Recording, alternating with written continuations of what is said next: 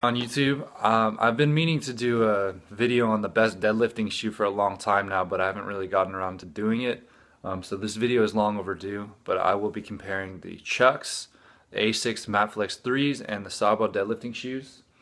I actually got an email reminding me to do this video, so thank you, James.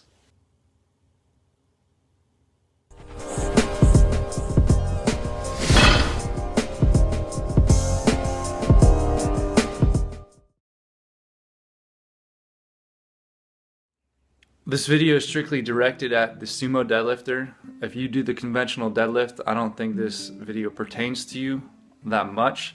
Obviously, the type of shoe you wear in the conventional deadlift will have somewhat of an impact on your lift, but not as much as if you were to do the sumo deadlift, given that all the shoes are flat. So I would like to start off with the Converse All-Stars, or the Chucks, the high tops. Simply because everyone uses these shoes for deadlifting, every beginner at least, and these shoes have been really hyped up on YouTube by famous YouTubers like Nick Wright and everyone. Even though they're not that great for deadlifting, in my opinion. Let's go over the pros. These Chucks are $45 on Amazon, so they're pretty cheap. These are my second pair actually, and I love the way that these Chucks hug your ankles, so they're super stylish. I really dig the black monochrome look. I don't use these in the gym anymore, but I wear them outside the gym just because I want to look fresh. Some cons are that these Chucks have no traction whatsoever. Although they are flat, they provide zero traction.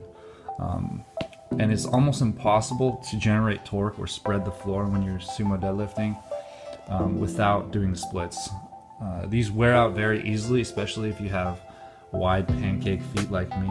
I remember one time on my first pair of Chucks, I started ripping on the side just because my feet were too wide. And on this pair, I think, I did like a kickflip, one kickflip, and I got a hole in the side. So these aren't very durable in my opinion, and probably not the best shoe for the sumo deadlift. Moving on to the Asics MatFlex 3s. These are wrestling shoes actually. If we were to go over the cons, I would say that these are more expensive than the Chucks. They're around $60 on Amazon. I think there's a MatFlex 4, a newer version, but for some reason I got the MatFlex 3s, I think because everyone was getting these. These aren't entirely flat, as you can see by the toe that's curved upward a little bit. And even though they're not entirely flat, it doesn't really make a difference too much. The Chucks are kind of like that as well. The toe is curved upward a little bit, but I would say these are pretty flat. When compared to the Sabos deadlifting shoe, these aren't too flat, but the traction that they provide compensates for the lack of flatness. And these are very snug. They seem to somewhat conform to your feet, and they're versatile as well. I use these on the bench because I bench with my toes on the ground, my heels up, because I compete in the USPA. So the fact that the toe is curved upward a little bit kind of caters to my bench, I guess. And last but certainly not least, we have the Sabos deadlifting shoes from maxbarbell.com.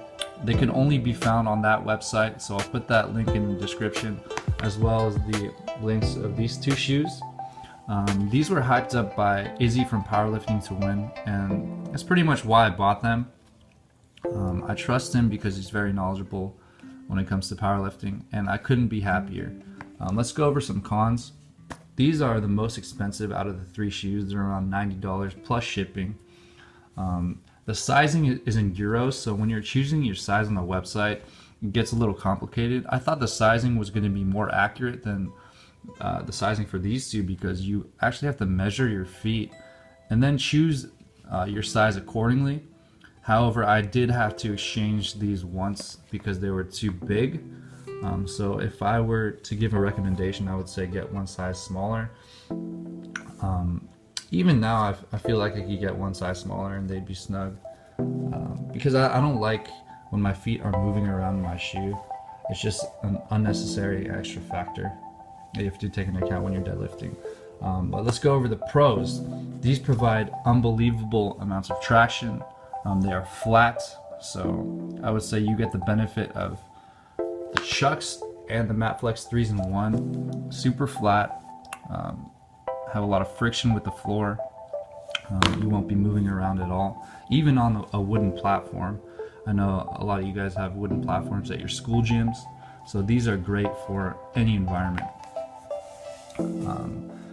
These also have Velcro straps that make your shoes very snug, so you tie up your shoes, then you put this Velcro over right there, and there's one that goes over the top like this. So these are the best deadlifting shoes in my opinion. However, I don't think that they tower over the Mat Flex 3s. The only difference between these two is that they have Velcro and they're more flat, but the flatness is almost unnoticeable. So just because I have these two shoes, I would choose the Sabos over these Mat Flex 3s. But if I didn't have these, I would be perfectly happy with these. So if you don't want to spend too much money on the Sabos, I would go for these. These are definitely way better than the chucks. If I had to choose one shoe to buy for the average consumer, it would be these. But I love these.